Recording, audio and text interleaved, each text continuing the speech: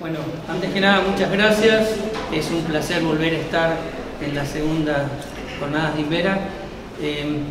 Antes de comenzar, cuando me dieron el tema, me dijeron tenés que hablar del rol del microbiólogo en el PROA. Me sentí un poco preocupado porque no soy microbiólogo, no soy médico microbiólogo, tan solo soy infectólogo, pero pensé que podía hablarles del rol del microbiólogo no desde la óptica del microbiólogo, sino desde la óptica del equipo de PROA. Es como si le hubieran preguntado a Messi qué espera que haga el Diego Martínez en el arco, y él podría decir que quiere que haga Diego Martínez. Entonces yo voy a tratar de decirles qué esperamos los infectólogos como parte del equipo PROA que los microbiólogos hagan dentro del equipo PROA, ¿ok? Así que si por ahí me excedo en mis capacidades, les pido disculpas porque de vuelta no soy microbiólogo. Bueno, la idea es un poco conversarles de cómo se engancha el tema de la emergencia y transmisión de microorganismos multiresistentes en esta situación que hoy nos acosa, que es la nueva pandemia, bueno, nueva no, la pandemia que hoy está emergiendo, que es la pandemia de la resistencia, hablar de los objetivos de un PROA, guías para la implementación de un PROA, pasos en cómo debería ser implementado un PROA, el rol del laboratorio de microbiología, cómo se integra el laboratorio de microbiología entre el PROA y el PPCI, que es el Programa de Prevención y Control de Infecciones, y algunas estrategias de optimización diagnóstica. Estas dos diapositivas seguramente todos las han visto, o por lo menos esas dos láminas. La de la izquierda muestra cuáles son los factores determinantes de la emergencia y transmisión de microorganismos multiresistentes y el tamaño de la burbuja, el peso que esos factores tienen en esta emergencia y transmisión. Y como ven, ustedes tienen dos burbujas muy grandes, estas que están del lado derecho, que tienen una señal de PROA, que son las que tienen que ver con la optimización del uso de antimicrobianos o el uso inapropiado, mejor dicho, de los antimicrobianos, y otra más pequeñita que es la transmisión de estos gérmenes dentro del ámbito asistencial. Y por suerte, para esos dos problemas hay dos soluciones, que es la implementación de PROA, programas para optimizar el uso de antimicrobianos, y los programas de prevención y control de infecciones. A partir de ahora, PROA y PPCI. Del lado derecho de la pantalla es un artículo publicado en Lancet del año pasado, es un artículo del 2019, una revisión del 2019. Es un estudio en realidad teórico, no es un estudio real, sino es una extrapolación de cuál es el impacto en términos de mortalidad que tiene la multiresistencia dentro o a nivel mundial. Y recuerden que es el año 2019 sobre el que se hizo el estudio, porque si lo hubiéramos hecho durante el COVID, probablemente estos números hubieran sido mucho más alarmantes. Y lo importante es que este estudio, aunque vuelvo a repetir, es una aproximación, es un modelo matemático, muestra que en términos de mortalidad atribuible, o sea, mortalidad directamente atribuida a la resistencia, se mueren aproximadamente 1.300.000 personas por año en el mundo, y que con respecto a mortalidad asociada, el paciente se muere con la infección, pero no necesariamente solo debido a la infección por un germen resistente, casi llegamos a los 5 millones de personas por año. Si esto lo proyectáramos al 2050, hay un trabajo que muestra que este número se elevaría a 10 millones de personas por año, superando lo que pasó con el COVID a nivel mundial. Es decir, que el problema de la resistencia es un problema realmente grave si no hacemos nada. ¿Y qué cosas tenemos para hacer con respecto a la resistencia? Es integrar, por lo menos a nivel del ámbito hospitalario, una serie de estrategias como la vigilancia de este tipo de gérmenes, tener una política de higiene de manos, tener una política de aislamiento, una política de higiene y limpieza medioambiental, y el tema de los programas para optimizar el uso de antimicrobianos. Todas esas estrategias, que son estrategias básicas, son las que nos permitirían evitar la emergencia y transmisión de estos microorganismos. Cuando a uno le preguntan cuáles son los objetivos del PROA, la gente que está menos avesada al tema va a decir: me obligan a bajar el consumo de antibióticos. Ese no es el objetivo del PROA. El PROA tiene como objetivo optimizar los resultados clínicos de los pacientes bajo tratamiento antibiótico o antimicrobiano de una manera costo efectiva. O sea, que no se olviden que en ningún momento se está hablando de bajar el consumo.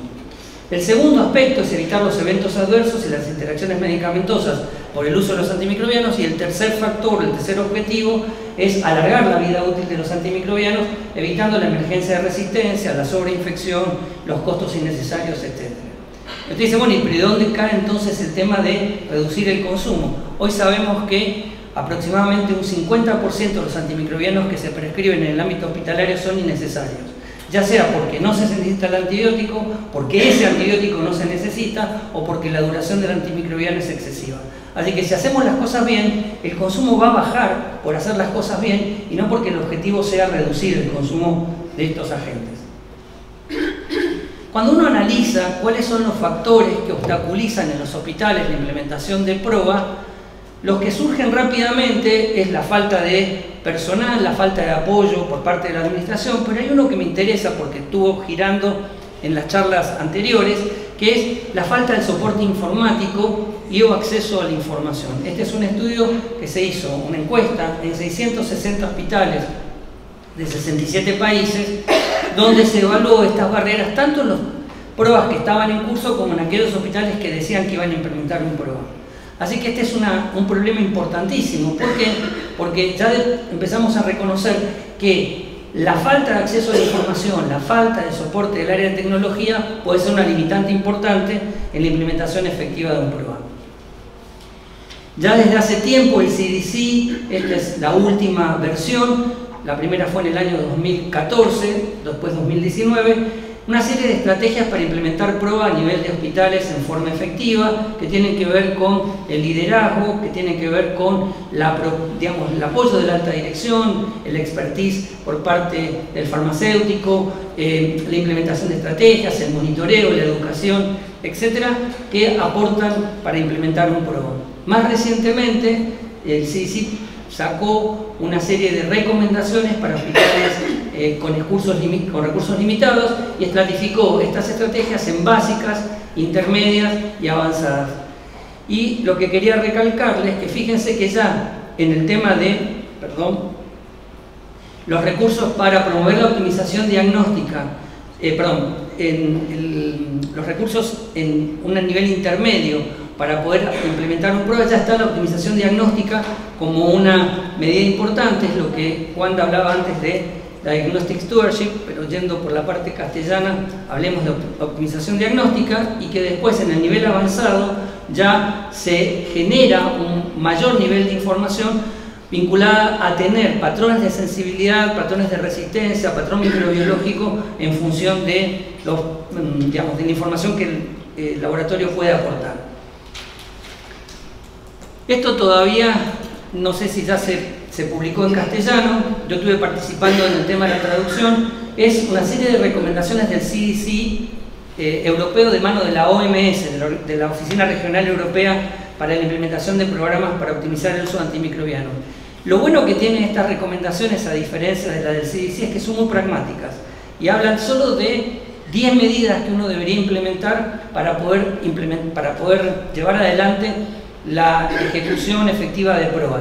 Esas 10 medidas se dividen en 6 medidas que tienen implementación antes de la prescripción del antimicrobiano, como es, por ejemplo, capacitar a los médicos en el uso de antimicrobianos, educar a los pacientes, tener guías clínicas que incorporen la epidemiología local, contar con, en inglés la palabra antibiograma la usamos diferente que nosotros, para ellos antibiograma son los reportes agregados de sensibilidad a nivel hospitalario. Entonces cuando encuentran en inglés antibiogram es eso, nosotros para ellos lo que es el antibiograma nuestro es reportes de sensibilidad o de susceptibilidad sería la palabra correcta, así que ellos ya ponen, la OMS europea, la necesidad de contar con este tipo de reportes, la preautorización, algo que en Argentina, como es un cambio cultural, el que alguien restrinja la prescripción de un antibiótico no es una medida fácil de implementar, y establecer estrategias para evaluar el nivel de alergia de los pacientes. Es común que los pacientes terminen etiquetados como alérgicos, a los beta-lactámicos sobre todo, cuando no lo son, y eso implica un cambio de antimicrobianos. Y por el lado de las medidas a ejecutar cuando ya se prescribió el antimicrobiano, está el time out o la revisión a las 72 horas de la prescripción para iniciar el escalamiento, etc. El tema de la auditoría prospectiva con feedback, que tiene que ver la interacción del equipo PROA con el médico prescriptor para hacerle una devolución sobre lo que está prescribiendo, el tema de la optimización de dosis y la optimización de la duración del tratamiento. Lo bueno de este manualcito es que para cada una de esas medidas establece niveles de complejidad que tienen los hospitales para llevar desde lo básico a lo avanzado cada una de estas estrategias. Entonces, ¿por dónde podemos empezar desde el punto de vista de la implementación de un PROA siguiendo estas recomendaciones de la Oficina Regional Europea de la Organización Mundial de la Salud? La primera es, si usted no cuenta con un laboratorio de microbiología, y escuchaba antes las limitaciones que algunas instituciones tienen porque tienen un microbiólogo part-time o porque las muestras son derivadas a otro lugar y no se procesan dentro de la institución, uno podría decir no puedo hacer nada de prueba. No, se puede. Se puede empezar por capacitar al personal médico, educar a los pacientes, tener guías adaptadas a la epidemiología local, y ahí ya es mucho más difícil contar con el dato propio del laboratorio, pero eventualmente con la epidemiología que uno puede recoger de los reportes de laboratorios de referencia, y optimizar la duración del diagnóstico. Ahora, si uno ya cuenta con un laboratorio de microbiología que brinde información oportuna, se agregan los dos elementos importantes que uno podría trabajar, que son las técnicas de optimización diagnóstica, que no solo significan contar con técnicas de diagnóstico rápido, que a veces no tenemos o que los financiadores no cubren, y se pueden hacer cosas en ese sentido, y los reportes agregados de sensibilidad. Después, si uno tiene ya personal farmacéutico, puede establecer estrategias que tengan que ver con optimización de dosis o identificación correcta de alergias, y si uno ya tiene un equipo PROA, puede avanzar ya en una forma mucho más profunda en la implementación de este programa. Pero fíjense que ya en el segundo nivel uno puede utilizar estrategias contando con el laboratorio como estructura de apoyo. Ahora, ¿cuál es el paso a paso para implementar un PROA? Primero, contar con un equipo de trabajo. Los otros días nosotros estamos implementando en el Sanatorio de Las Lomas un PROA desde hace poco tiempo y discutíamos qué es lo básico que necesita una institución. Primero, contar con la gente que quiera hacer el trabajo. Más importante es eso que la dirección del hospital, porque yo no le puedo decir al hospital que me apoye si después nadie me quiere seguir en conformar el equipo. Entonces, primero hay que conformar el equipo. Una vez que uno tiene ese equipo formado por el infectólogo, el farmacéutico, el microbiólogo, la enfermera en control de infecciones o enfermero en control de infecciones, hacer una autoevaluación para saber cuál es el nivel de desarrollo que tiene mi institución en el PROA. Si yo no tengo nada, probablemente tenga todo en rojo o tenga muy pocas cosas implementadas, pero me da una idea de lo que me está faltando. Una vez que tengo eso, es priorizar las estrategias que yo debería implementar en función de los problemas más acuciantes que tengo. Para eso se usa una matriz de prioridades y puedo avanzar en ese sentido conformando lo que sería el germen de un programa para optimizar antimicrobianos. Y ahí sí me doy vuelta, hablo con la dirección del hospital y busco el apoyo para que ese programa, aunque rudimentario, cuente con el apoyo de la alta dirección. En el caso de que ustedes no consigan, y ahora que yo volví a Argentina me doy cuenta que es así, no todos los directores les interesa apoyar los PROA, pueden conseguir apoyos intermedios, que es, bueno, yo no puedo cambiar la realidad del hospital, pero puedo cambiar la realidad de la terapia.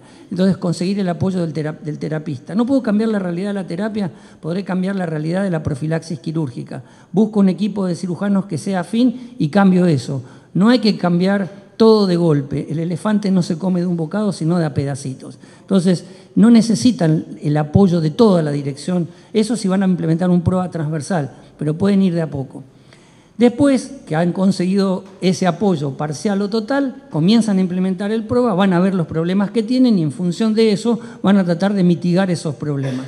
Después es importante que toda la información que vayan recolectando se transforme en indicadores que permitan monitorear la eficiencia, la eficacia, la efectividad del programa y finalmente devolver esa información a los actores principales, que en general son las enfermeras o enfermeros, los médicos, etcétera, que son los que están prescribiendo, atendiendo a los pacientes, porque son ellos los que necesitan saber si lo que están haciendo está bien o no, y esos son parte de los resultados. Ya dijimos que el equipo PROA básico está formado por el infectólogo, el farmacéutico, que en general colideran el programa, el microbiólogo, el enfermero o enfermera en control de infecciones, y fíjense que es importante que parte del equipo tenga al representante de tecnología de la información, o sea, alguien del área de sistemas.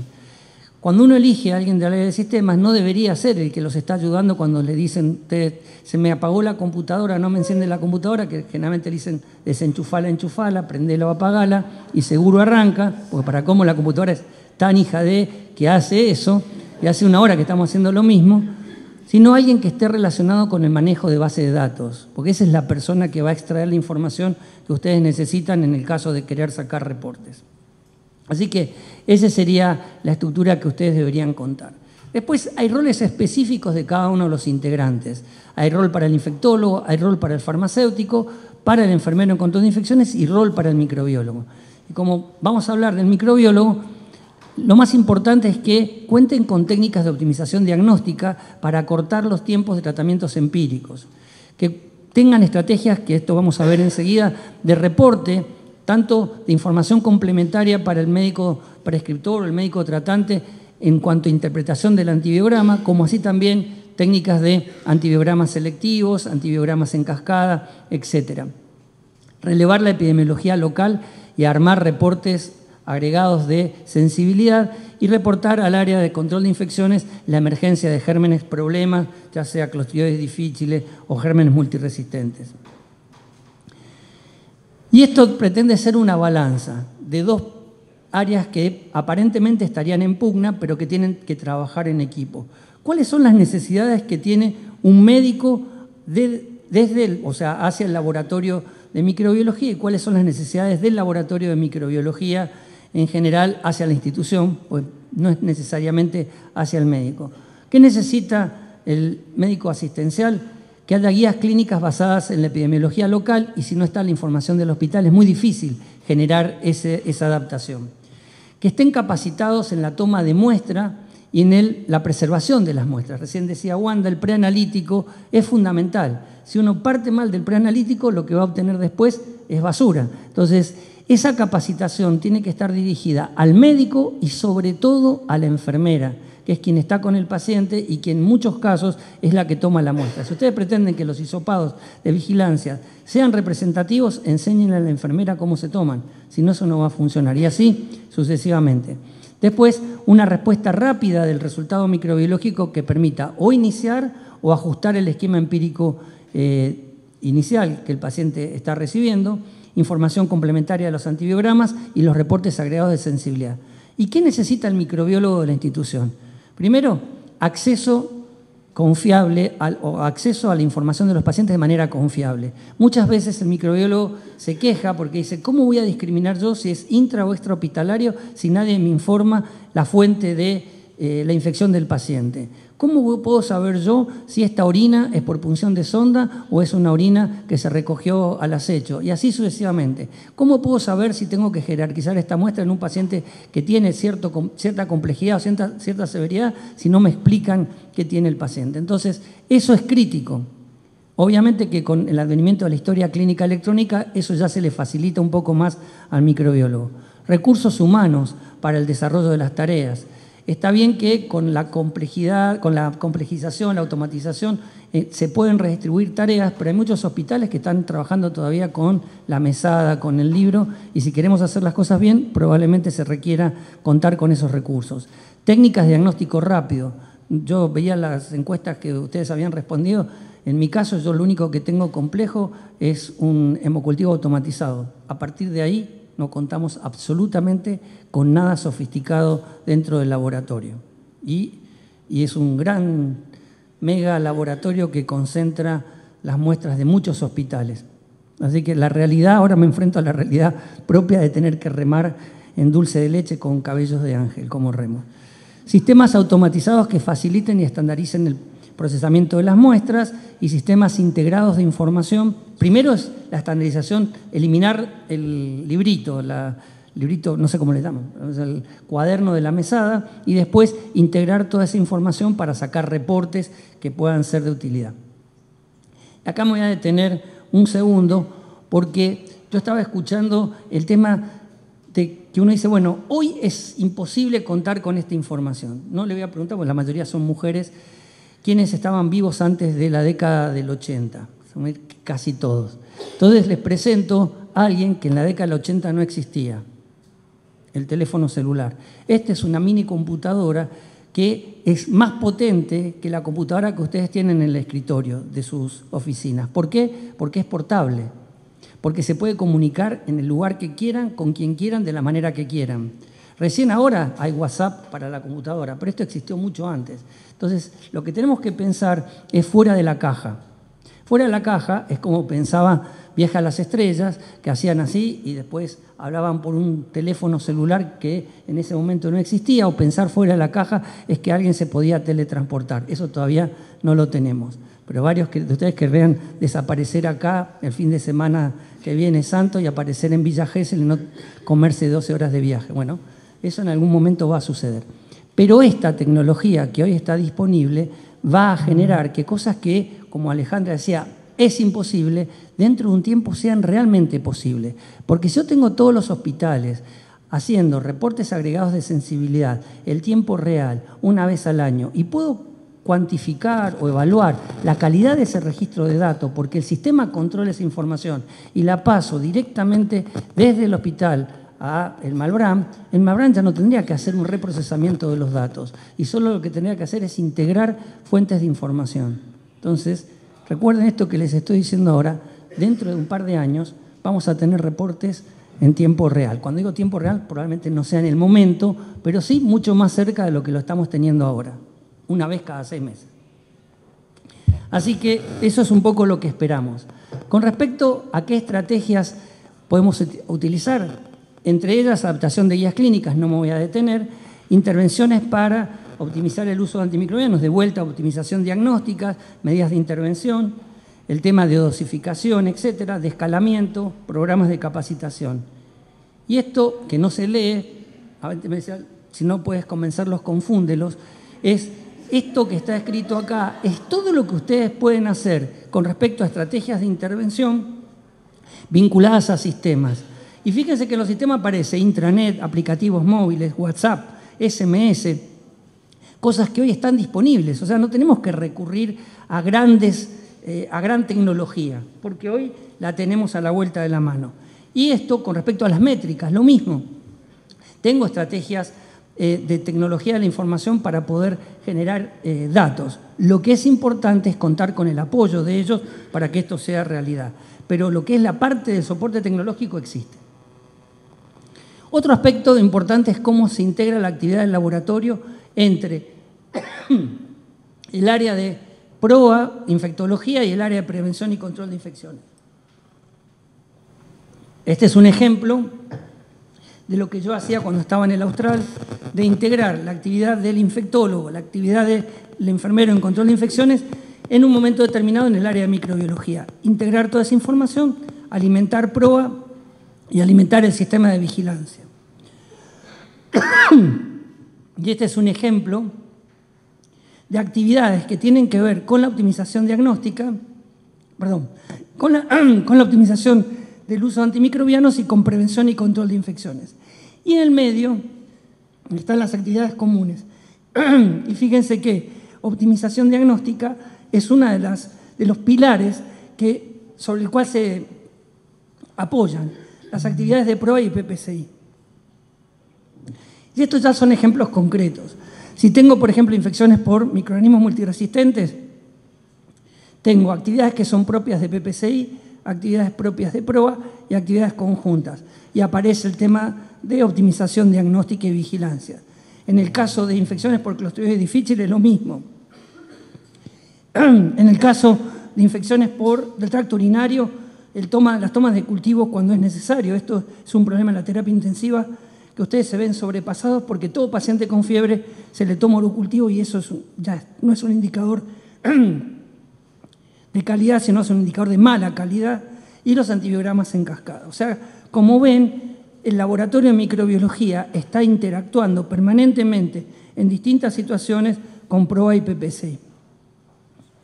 Con respecto a las guías clínicas, les decía, hay una serie de estrategias que implican el armado de guías clínicas basadas en mejor información, como por ejemplo criterios para el diagnóstico de la infección, criterios que tienen que ver con la probabilidad de que ese paciente tenga un germen resistente, criterios de hospitalización, esquema empírico inicial basado en la epidemiología local y el tema de criterios de duración y de tratamiento, inclusive incorporando estrategias de antibióticos alternativos para pacientes embarazadas o pacientes con alergia a beta-lactámicos. Esto lo comento porque las guías tradicionales no incorporaban toda esa información y se quedaban a mitad de camino. Y hoy es necesario incorporar todo eso, que en última instancia tiene este tema de los 5 correctos, ¿no? Otro aspecto de la optimización diagnóstica es cómo se interrelaciona el prescriptor, el laboratorio, el área de proa y el área de prevención y control de infecciones. Nuevamente, el elemento más importante es cómo se toman y se envían las muestras al equipo de laboratorio y en qué tiempo el laboratorio responde al equipo tratante sobre los resultados obtenidos. Después, ese resultado puede ser que represente un germen relevante, un microorganismo problema, un microorganismo multiresistente, y ahí aparece el reporte al sistema de vigilancia local o el reporte al sistema de vigilancia nacional, y en el sistema local está el equipo de control de infecciones y el equipo PROA, que por un lado adaptan las guías clínicas en la medida que se tenga información agregada o se implementan medidas de control, de prevención y control si es necesario. Siguiendo con optimización diagnóstica, este es un gráfico que muestra qué pasa cuando uno no tiene técnicas de diagnóstico rápido. Si uno utiliza o no cultiva al paciente y utiliza tratamiento empírico de inicio sin haber tomado una muestra adecuada cuando está indicado cultivar, lo que va a pasar es que yo no voy a tener un resultado microbiológico para ajustar el esquema. Al tratamiento empírico inicial le va a seguir otro tratamiento empírico y así sucesivamente, y puede ser que en algún momento el paciente mejore, probablemente, o puede ser que el paciente no mejore y cuando tome la muestra de cultivo el paciente ha recibido tantos esquemas antimicrobianos que no voy a saber realmente cuál fue el germen causante de la infección. El segundo carril es cuando yo utilizo técnicas de diagnóstico convencional. Inicio el tratamiento empírico, tengo el resultado del laboratorio, pero ese resultado del laboratorio lo voy a tener a las 48, 72 horas y lo que voy a tener es un retraso en el tratamiento, digamos, definitivo o dirigido del paciente. Ahora, si yo tengo una técnica de diagnóstico rápido, es probable que yo pueda ajustar ese esquema rápidamente y que eso haga que probablemente desde que el cultivo se positiviza al resultado final yo pase 1 hora, 2 horas, siempre que se den algunas condiciones, que es tener la técnica, por ejemplo, en el caso nuestro no la tenemos, y segundo, que yo tenga una persona responsable que pueda estar 24 horas al día procesando las muestras, porque eso pasa con los hemocultivos. Los sistemas automatizados no discriminan para decir que es positivo, saltó un hemocultivo del horario de 8 de la mañana a 20 horas que está el microbiólogo. Salta, si ustedes se toman el trabajo de hacerlo, aleatoriamente es 33% de 8 a 16, 33% de 16 a 24 y 33% de 24 a 8, por un tema de probabilidad. Claro que por ahí si las muestras se toman más en un momento del día puede eso cambiar, pero en general pasa eso. Entonces en el 33% de las veces el hemocultivo va a saltar a la noche y nadie lo va a leer. Entonces, ese es un problema y uno debería tener una técnica para resolver eso. Entonces, ¿qué es lo que sucede cuando uno implementa este tipo de estrategias? Fíjense que este es un árbol que relaciona costo-efectividad. En un lado está la efectividad, en el eje horizontal, y en el eje vertical el costo. Si yo tengo una medida que es menos costosa y más efectiva, quiere decir que esa estrategia la debería implementar. Y este es este cuadrado que está acá. La estrategia es menos costosa y más efectiva. Todo lo que está en este cuadrado se debería implementar. Estrategias que son más costosas y menos efectivas no se deberían implementar. El único tema es que la medicina no es blanco o negro y hay esta línea que está acá punteada, que es el límite de la costo-efectividad. Porque hay estrategias que pueden ser más caras y más efectivas y yo debería evaluar cuánto decido pagar por esa estrategia y viceversa. Lo interesante que ustedes tienen que prestar atención es esto. Todas las estrategias de diagnóstico rápido que se acompañan de un PROA son costo-efectivas. La estrategia de diagnóstico rápido que no tiene nadie que interprete el resultado, no digo por parte del laboratorio, sino de un equipo que aproveche esa información, no sirven. Entonces, como resultado de esta diapositiva, recuerden eso. Con respecto al tema de aplicaciones informáticas para la gestión de la información microbiológica, hay 4 posibilidades que ustedes pueden tener. Primero, un aplicativo asociado a un sistema automatizado de información de sensibilidad antimicrobiana, los equipos que procesan desde la muestra hasta el resultado de la sensibilidad al antibiograma. o bien que tengan un componente integrado a un sistema de información hospital de laboratorio, un LIS, que es poco probable porque no todos los LIS han incorporado la parte microbiológica, lo que en general hace es engancharse con el primer punto. O que tengan un módulo de historia clínica dentro de un sistema de información hospitalaria mucho más complejo y que eso esté todo integrado ahí, hay muy pocos ejemplos. O bien que tengan un sistema externo donde alguien esté cargando, por ejemplo en prevención y control de infecciones, la información microbiológica de las muestras que terminaron siendo infecciones o colonizaciones para después extraer información de esa fuente o de ese aplicativo. Este último ejemplo, hay muchos en el país que hacen eso. Tienen, por ejemplo, el sistema Vida, tienen otros sistemas donde la gente replica la información, carga los datos ahí y después extrae la información de ese sistema secundario. ¿Qué problemas tiene? Es que uno está traspasando manualmente información y puede cometer errores en el registro del dato.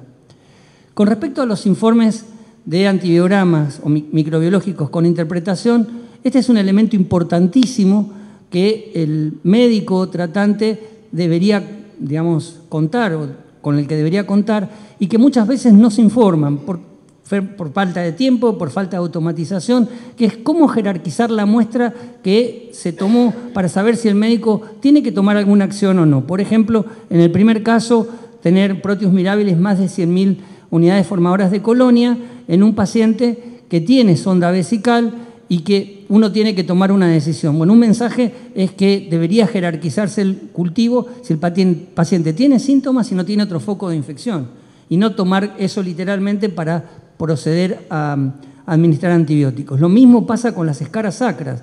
La muestra se toma, aparece cualquier tipo de flora, uno procesa esa muestra o decide no procesarla porque es una muestra compleja, porque tiene gérmenes de flora, digamos, de la flora fecal, y uno tiene que informar. Esto debería jerarquizarse en el caso de que el paciente pueda tener eso como fuente de infección y probablemente con una buena capacitación en el preanalítico uno podría evitar esto, pero el mensaje podría ser: comuníquese con el laboratorio de microbiología para poder tratar de obtener una muestra que sea adecuada. Otro ejemplo son los antibiogramas selectivos o el antibiograma en cascada. El antibiograma selectivo es qué antibióticos voy a reportar dentro de un conjunto de antibióticos en función del lugar donde está el paciente, si la muestra es extrahospitalaria, es intrahospitalaria, qué tipo de muestra me enviaron, si es un hemocultivo, una muestra respiratoria, etc. O bien, por ejemplo, no reportar algunos antimicrobianos si es una muestra de líquido cefalorraquídeo, que sé que esos antibióticos que puedo reportar no penetran la barrera hematoencefálica. Eso también es un elemento importante. Otros son los antibiogramas en cascada. Ahora que el M100 del CLSI está trabajando en una tabla para estandarizar para toda la región un antibiograma en cascada que defina para cada tipo de microorganismo qué antibióticos testear por primera vez, qué testear en el caso de que los primeros sean resistentes y así sucesivamente. Y eso es fundamental porque evitaría que el médico elija el que más le suena por el laboratorio que más lo visita y que sea realmente el que podría utilizar en primera línea. Este es un ejemplo de un trabajo publicado en el 2020 sobre el impacto de una estrategia de antibiogramas en cascadas en un hospital de veteranos donde ellos no tenían reportes de antibiograma en cascada, implementaron un algoritmo de antibiogramas en cascada y fíjense cómo bajó el consumo de antimicrobianos medido en días de tratamiento, tanto para carbapenémicos como para piperacina, tazobactam, ciprofloxacina, etc. Pero como es un antibiograma en cascada, uno tiene que saber que probablemente aumente el consumo de otros. Y en este caso aumentó el consumo de ceftriaxona y cefepima. Pero bueno, es una manera de ver cómo se cambia la conducta del médico tratante cuando uno le informa los datos de una manera distinta. Con respecto a los reportes agregados de sensibilidad, es un elemento fundamental. Entiendo la complejidad que tienen estos reportes agregados porque implica que el laboratorio debe contar con la información de calidad y con el tiempo necesario para generarlos. Estos reportes agregados de sensibilidad pueden ser estratificados por área en particular o pueden ser combinados reportando distintas áreas o distintos antimicrobianos. ¿Qué es lo que necesita el laboratorio? Recurso humano, contar con el laboratorio de microbiología, la tecnología necesaria para generarlos, recursos informáticos y un plan de implementación. Y estas son las recomendaciones que el CLSI, ahora el M39, el manual que establece cómo generar los reportes agregados de sensibilidad recomienda? Primero, eliminar los duplicados, incluyendo solo el primer microorganismo aislado por paciente. Eso es un problema grave si uno no tiene estandarizado a quién pertenece cada muestra y que pueda identificar que se trata del mismo paciente. Solo deben incluirse los agentes antimicrobianos que se testen en forma rutinaria. Si ustedes tienen un antibiótico que es para control o eventualmente es excepcional, no debería estar reportado porque realmente no va a acceder el médico al uso de ese antimicrobiano. Incluir información de al menos 30 microorganismos por grupo y probablemente esa es la limitación más importante. Hospitales con muchas camas, por ejemplo, el Hospital Austral, cuando yo estaba como jefe de infectología, en un año tuvimos 188 infecciones totales, no solo las asociadas a dispositivos, en total 188.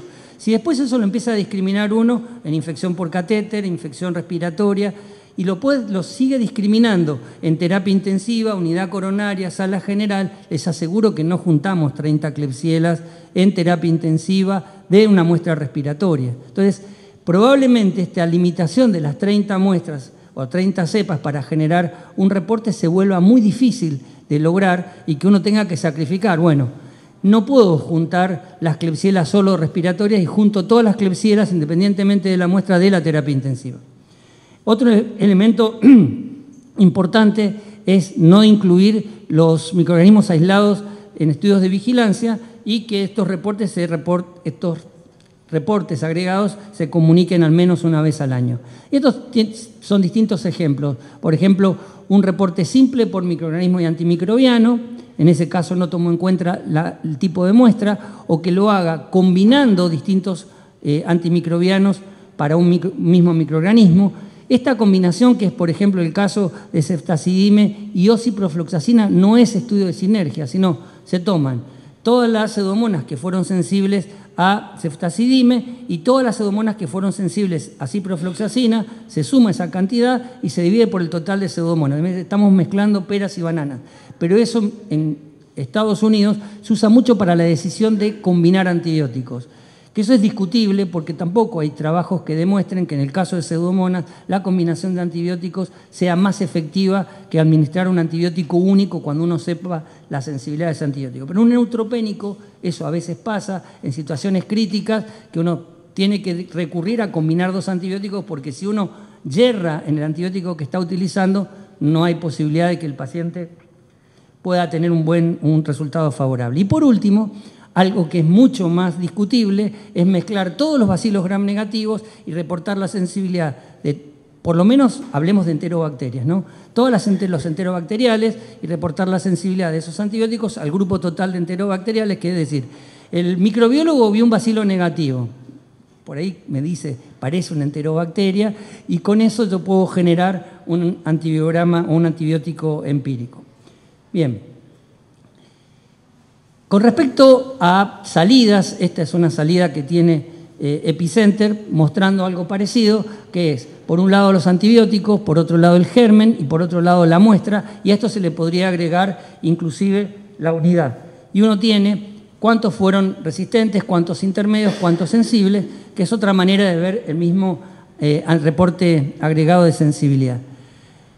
Volviendo al tema del teléfono, lo que va pasando en el mundo y cómo evoluciona la tecnología, los reportes agregados de sensibilidad va a llegar un momento que no van a ser necesarios. Si yo pudiera tener el resultado definitivo del germen que tiene el paciente dentro de una hora para iniciar un tratamiento empírico, ¿para qué requiero el reporte agregado de sensibilidad? No sería necesario. Tengo la muestra, tengo el resultado, decido el antibiograma, o decido el tratamiento empírico. Es cierto que por ahora yo necesito que el hemocultivo se positivice. Entonces voy a tener una ventana temporal aproximadamente de 12 horas en que tomé el hemocultivo y el paciente voy a tener el resultado. Sumámosle 2 horas más para tener el resultado. 14 horas en que yo voy a tener una ventana sin el tratamiento del paciente. Bien, en un caso de un bacilo negativo es crítico, salió un trabajo publicado hace poco de cuánto representa en términos de resultados de sobrevida el iniciar vancomicina o no en pacientes en forma empírica, y pareciera que no hay mucha diferencia si el paciente tiene Staphylococcus aureus meticino resistente en iniciar rápidamente la vancomicina o no iniciar rápidamente la vancomicina. Entonces empiezan a aparecer zonas grises, que es, yo podría esperar 12 horas, depende del germen, depende del paciente, probablemente sí.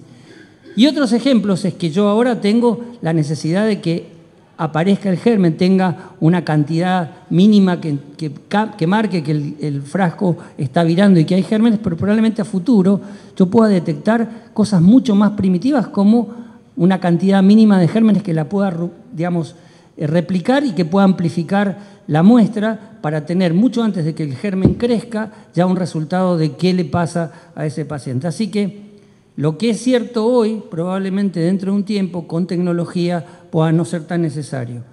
Así que ese es un elemento importante. Probablemente para los ambulatorios eso no sea cierto, porque en realidad uno muchas veces maneja este resultado en el consultorio y no tiene manera de decirle al laboratorio que lo busquen a uno para decirle el resultado del cultivo. Estrategias de comunicación, también lo hablaban. ¿Cómo yo le aviso al médico qué es lo que pasa? ¿Cómo se entera de que hay un germen resistente? ¿Cómo se entera de que hay un germen problema aislado? La forma más práctica es la telefónica, que es la que todos podemos tener. Está el WhatsApp, el correo electrónico estructurado, los alertas en la historia clínica y alertas en aplicativos móviles. El tema del WhatsApp hoy es prácticamente universal. Uno tiene el contacto de cualquiera y a través del WhatsApp puede mandar muchísima información. Así que hoy no sería un problema el avisar, solo la problemática de que alguien tiene que manualmente estar mandando la información. Pero se podría contar con que esa información viaje automáticamente desde el sistema que detecta el germen a el médico tratante o el equipo PROA. Por último, como comentarios de todo lo que dije, me parece que es fundamental entender que el microbiólogo es un integrante fundamental de los equipos, tanto de PPCI y PROA, que las test de diagnóstico rápido son más efectivos cuando se implementan con un PROA, que el uso de antibiogramas selectivos y en cascada representan herramientas fundamentales para optimizar el uso de antimicrobianos, que si bien los reportes agregados de sensibilidad son una herramienta fundamental para ajustar los esquemas empíricos, su elaboración representa un desafío para los laboratorios que tienen recursos limitados, que la incorporación de tecnología es fundamental para poder lograr armar estos reportes y que la calidad de los datos usados para la elaboración de estos reportes es crítica para asegurar su confiabilidad. Y por último, quería compartir, yo pasé por varios lugares, mi primer lugar en el cual me formé fue el Hospital Italiano, que está la doctora Liliana Clara, íbamos a las 7 de la mañana todos los días a microbiología, ahí no había nada de tecnología, era solo la mesada y recogíamos la información y después íbamos al piso. Yo aprendí que la relación con el microbiólogo es fundamental. El infectólogo que no va a microbiología no me parece que esté haciendo las cosas bien. Y cuando volví a hacer asistencia en el Hospital Austral, volví a vivir esa relación entre el equipo de infectología, prevención y control de infecciones y el laboratorio. Ahorita no íbamos a la mañana, íbamos al mediodía porque les resultaba más cómodo a los microbiólogos ir. Y bueno, mi reconocimiento al equipo que trabaja todos los días para mejorar el resultado asistencial de los pacientes, tanto del área microbiológica como de prevención y control de infecciones y del área de infectología. Muchas gracias. Argentina es muy heterogénea y recorriendo el país hay muchos lugares, inclusive en Buenos Aires, que el laboratorio de microbiología no está en el lugar, está afuera. Entonces, el microbiólogo no tiene esa sensación de la inmediatez que uno necesita, o hacen algo en el lugar, pero entonces eso es un poco dificultoso, digamos. Vigilancia, que hablaba la gente del Malbrán. Ellos, el trabajo espectacular que hacen es la punta del iceberg, porque vigila muy poca gente en Argentina. La vigilancia local, recorriendo el país, íbamos a hospitales, me acuerdo con Inés, ¿tienen KPC? No. ¿Vigilan? No. ¿Primer hisopado? KPC. Entonces, si un microbiólogo te informa, los médicos no les aportamos nada, no les decimos si es adulto, si es pediátrico, no saben si es grave, si no es grave, eso es cierto. Pero si un microbiólogo te informa, yo creo que cuando hablamos de automatizados y estas cosas que son buenísimas, digamos, pero si el microbiólogo me informa una infección urinaria con una coli-ble, todo me informa lo parenteral, sensible. y no me prueba fosfo, no me está ayudando. O una osteomielitis que informa todo, lo más fácil que había para dar era tigeciclina 2 veces por día. Digo, ¿no le podés probar mino? Ah, sí. Pues tengo que tratarlo 3 meses, tengo que internarlo, no tiene obra social. Ah, sí, era sensible. Entonces lo fuimos piloteando. Pero eso yo necesito, no que haga automatizado y toda la cosa. Yo necesito que piense conmigo, que me ayude a ver cómo trato al paciente. Entonces, yo creo que hay que pensar, estas cosas están muy bien y tenemos que incorporarlas, pero creo que estamos en un estado más primario en Argentina. Hay algunos, la otra vez fui a ver un paciente en un lugar internado y es muy poco amigable el informe de bacterio, no se entendía nada. Y las siglas que le ponen CZA, CTX, vos decís, ¿qué es qué? El médico me decía, no, pero esto es ceftazidima. No, ceftazidima es CAS. CZA es ceftazidima bivactam. O sea, nadie entendía nada. Y resulta que estaba la vigilancia por un lado, los cultivos de vigilancia, y por otro, las muestras clínicas. Entonces, pero el médico no sabía que tenía un bacilo gram negativo en la muestra clínica, pero no le avisó el bacteriólogo que estaba colonizado. No sé, como que yo pienso que tenemos que mejorar otras cosas más primarias. Y ahora va la pregunta. Vos que sos director médico, hablamos mucho de la mortalidad, que los pacientes se mueren mucho, que los microbiólogos no tienen que ayudar, diagnóstico rápido.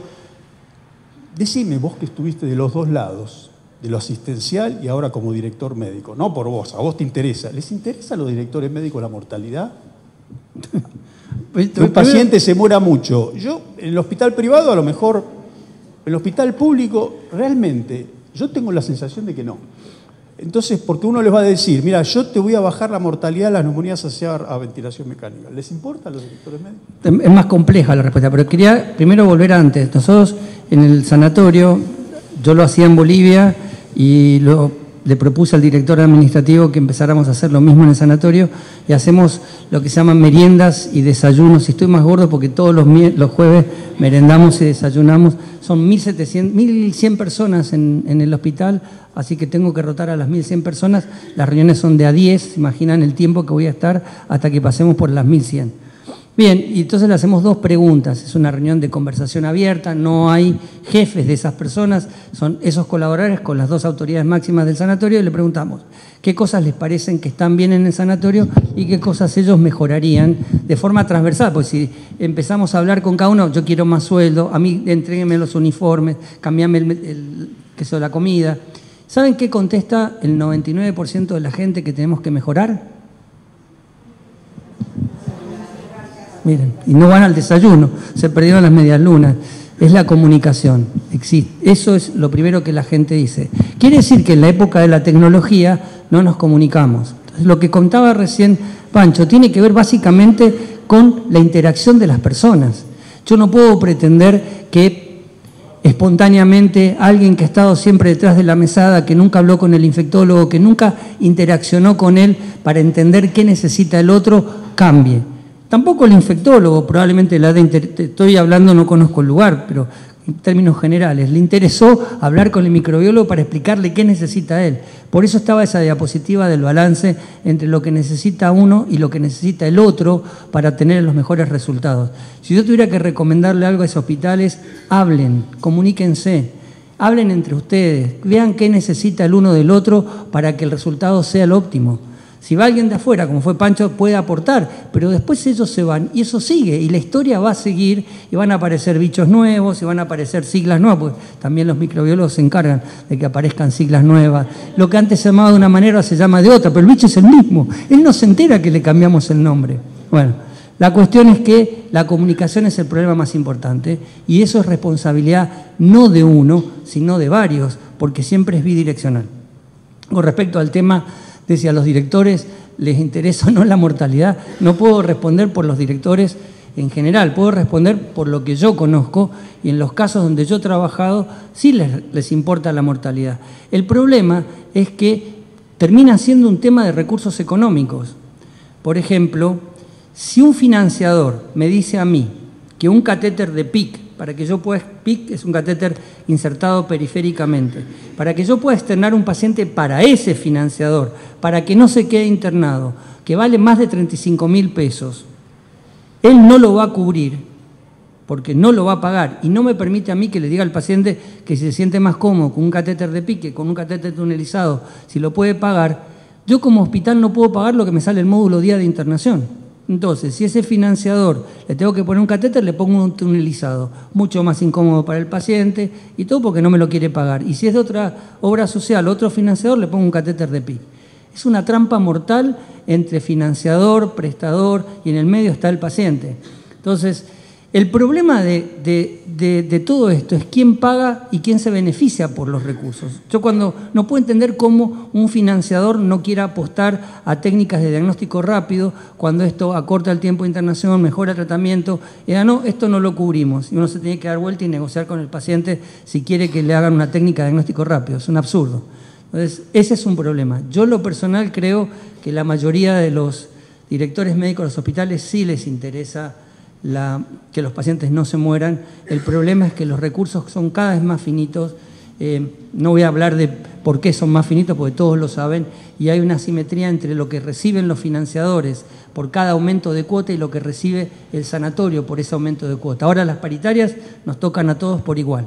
Entonces, si uno recibe más plata y nosotros cada vez recibimos menos, la brecha se agranda y nosotros no podemos cubrir los gastos que son cada vez más caros. Encima, el modelo de pago en Argentina que está predominando ahora es pago por día de internación y te meten adentro todo lo que está, laboratorio, todo, no es posible. Entonces, ese es un problema. Pero bueno, en el caso particular de los que yo conozco sí les interesa.